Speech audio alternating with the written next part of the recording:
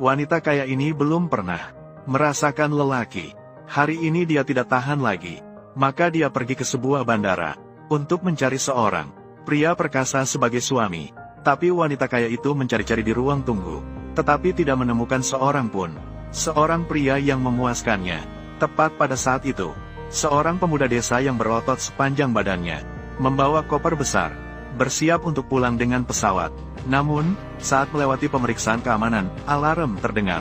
Petugas keamanan melihat situasinya, segera mendekati dan mendorong pemuda itu, mengatakan bahwa pemuda itu membawa barang terlarang. Kemudian meminta pemuda itu untuk melepaskan semua pakaiannya. Pemuda itu terpaksa akhirnya melepas pakaiannya. Ternyata di tubuh pemuda itu ternyata penuh bekas luka. Semua orang di ruangan ini menjadi ketakutan. Kepala petugas keamanan iri pada otot pemuda, lebih besar dari miliknya sendiri. Secara langsung, ia memerintahkan petugas keamanan kecil untuk menangkap pemuda itu. Tetapi pada saat itu, wanita kaya itu dengan langkah panjang 2 meter, berjalan mendekat. Ternyata wanita kaya tertarik pada otot besar pria muda. "Siapa kamu?" "Saya adalah Zhao dari provinsi Zhongzhou. Aku ingin melihat siapa yang berani bergerak." Ternyata dia adalah putri keluarga Zhao. "Kita akan pergi sekarang. Saudara-saudara, pergi." Melihat luka pisau di tubuh pria muda, wanita kaya sangat merasa terpukul. Tidak bisa menahan diri. Dia perlahan menyentuh luka pisau pria muda.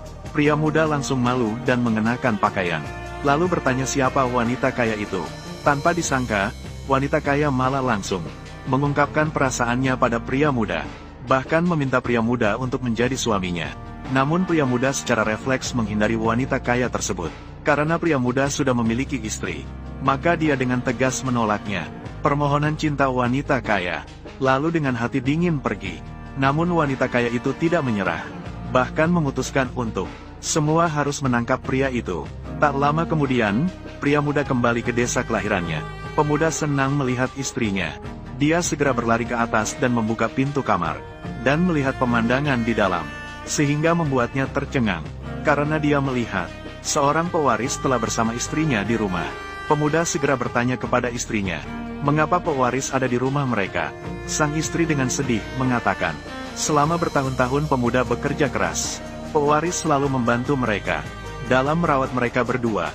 Melihat ini, dia segera mengeluarkan tabungan kerasnya selama bertahun-tahun. Dia memberikan semuanya kepada istrinya. Hanya setelah itu sang istri memaafkannya, memberikan dukungan kepada pemuda, dan menyuruhnya untuk istirahat. Dia mengatakan bahwa dia masih harus berbicara dengan pewaris. Pemuda pun dengan senang hati